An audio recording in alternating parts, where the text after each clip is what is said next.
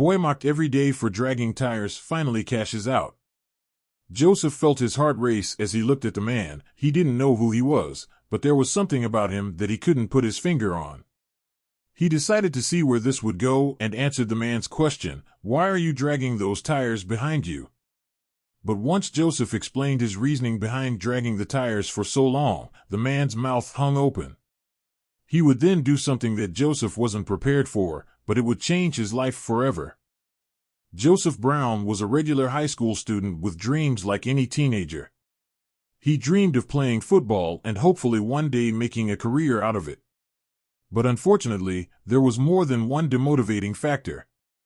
Joseph was more determined than most and would do anything to get closer to his goals. But he had no idea that on the way to trying to achieve his dreams, he would be met with resistance on all sides. Every afternoon Joseph would walk to the store dragging heavy tires behind him. He knew what other people who looked at him thought. To them, he was probably crazy, but he had his own reasons. He had a vision in mind, and he wouldn't let anyone tell him any different. But things would escalate even more than he could ever have imagined.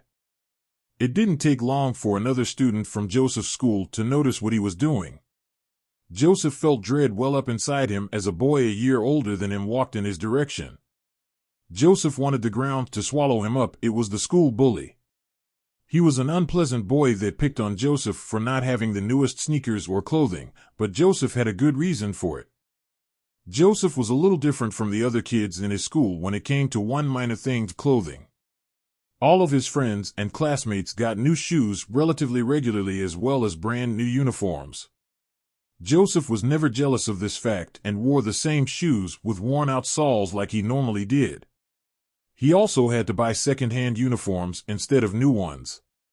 But he had no idea that it would mean he'd be picked on. The reason why Joseph's clothing wasn't new was apparent to everyone. His parents were encountering financial struggles, and he knew that he had to get used to a certain standard of living. He didn't mind. Though, he just wanted his parents to survive and get through their struggles. He was prepared to sacrifice for them. The boy smirked at Joseph as he noticed what he was dragging behind him. Joseph knew he was going to have a comment about it, and he tried to prepare himself for it. The bully's eye lit up as he said, "Dragging tires? Too poor to afford the wheels that they go on?" Joseph gritted his teeth and didn't say anything about the remark. In his mind, he knew that he'd get the last laugh after all of his hard work had paid off. But he still had a little further to go.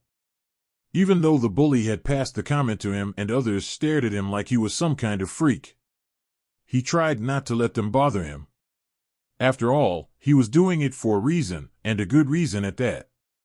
But he understood the ridicule he would get while he tried his best to do what he needed to achieve his goals, especially since he wouldn't explain himself to anyone. But one thing that Joseph didn't notice was that someone behind the scenes was watching him. They were driving in a black car and keeping their distance, for now, waiting for the perfect time to pounce. He had been watching Joseph for a while and had a gut feeling that he was different. He decided he would move in and give Joseph a piece of his mind. But he wasn't ready for what Joseph would tell him.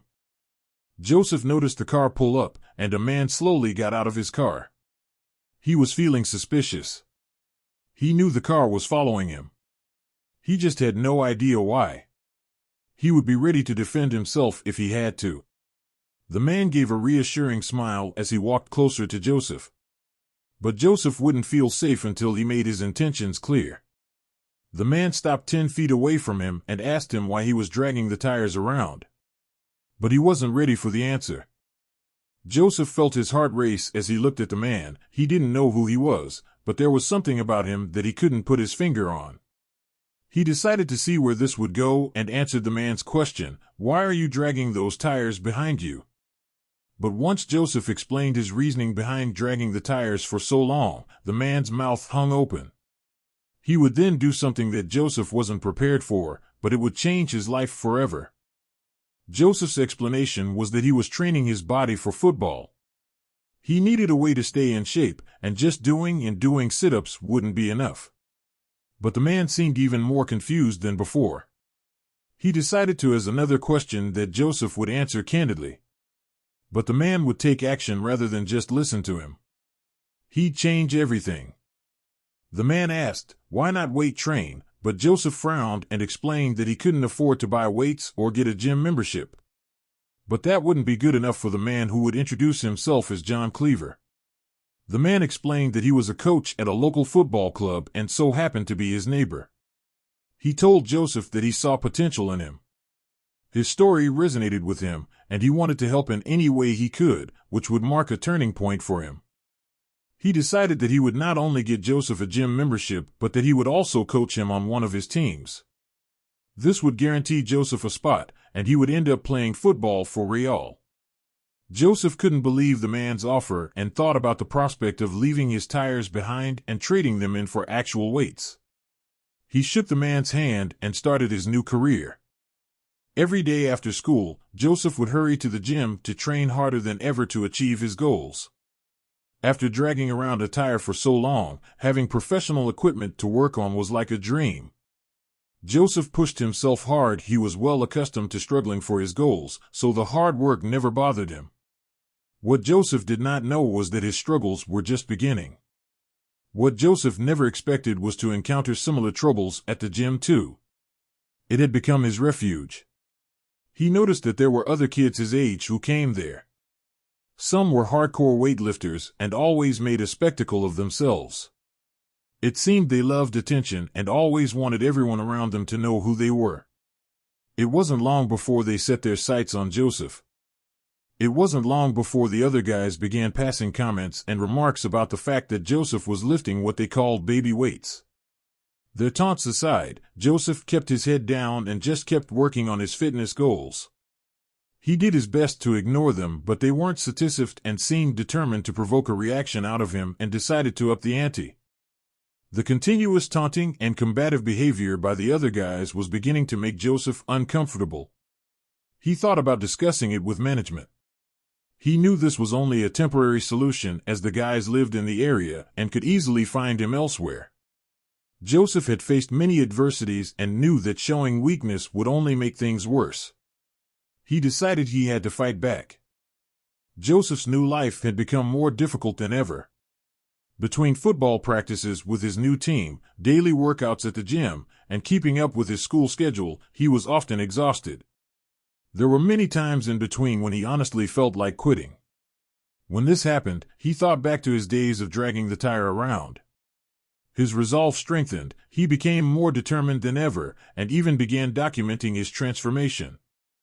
As his training sessions with the team became more intense, Joseph realized that he was the odd one out there too. Being slightly shorter and much smaller built than his teammates made Joseph an easy target for their antics too. Many times he was ridiculed and pushed around and was had to double as the team's water boy since he was the youngest.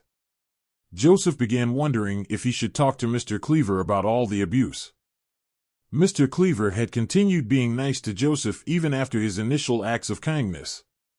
He mentored Joseph on the finer aspects of the game and on his fitness.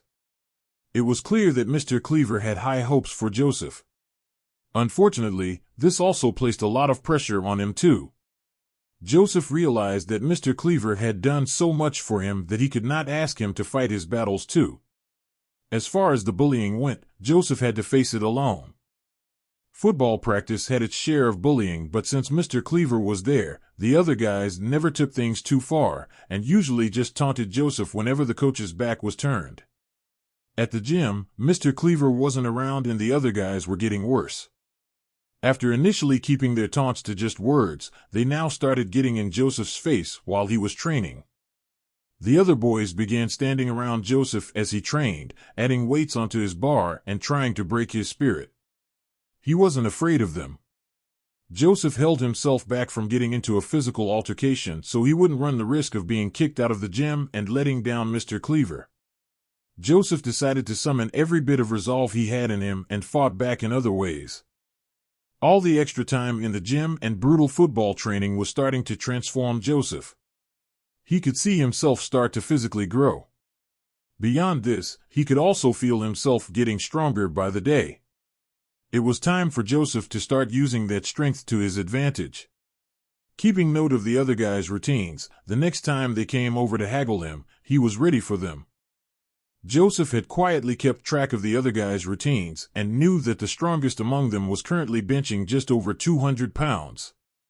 When the boys showed up to add weights to Joseph's stack, this time he spoke up for the first time. It was up to 150 pounds, which he lifted easily. "Is that the best you got?" Joseph said. The boys were taken aback and decided to challenge him further. The boys continued to pile on more weight. As it approached 200 pounds, Joseph again lifted it without issue.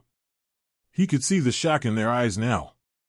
He was a lot smaller than them, so he could tell that they were shocked that he had even gotten this far. Now it was his turn to taunt back. At the 210 pounds mark, he said it again, "Is that the best you got?" By the time he was done, Joseph was up to 275 pounds. The other boys were beyond shocked. They had no idea that Joseph had grown stronger than them, given his size. After he woke up and toweled off, the boys all surrounded him. It was a tense moment. Joseph steadied himself for a confrontation.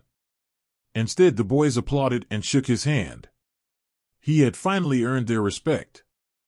Buoyed by his confidence now, Joseph went into his first game for the team quietly determined to prove a point. As a cornerback, he was expected to be quick. Joseph had been teased for not being up to pace in training. What they didn't know was that in the last month, Joseph had been doing extra laps after everyone else went home to condition his body. After all the taunts of his teammates, Joseph ran like the wind that game and many games after. Joseph's teammates loved him now as he helped them win game after game. It wasn't long before a talent scout spotted him in the audience. He was a standout player and was offered a full scholarship and a spot on the local varsity team. Joseph was proud, but when he spoke to Mr. Cleaver after one of his locker room speeches, he learned some startling news. Mr. Cleaver revealed that he had put the team and guys at the gym up to the taunting to push Joseph beyond his limits. Joseph had proven his determination to overcome obstacles wasn't a fluke. Calling it grit, Mr. Cleaver told Joseph how proud he was of him. After signing a lucrative football contract in his first year of varsity, Joseph finally knew he had come a long way since being that skinny kid that dragged a tire around.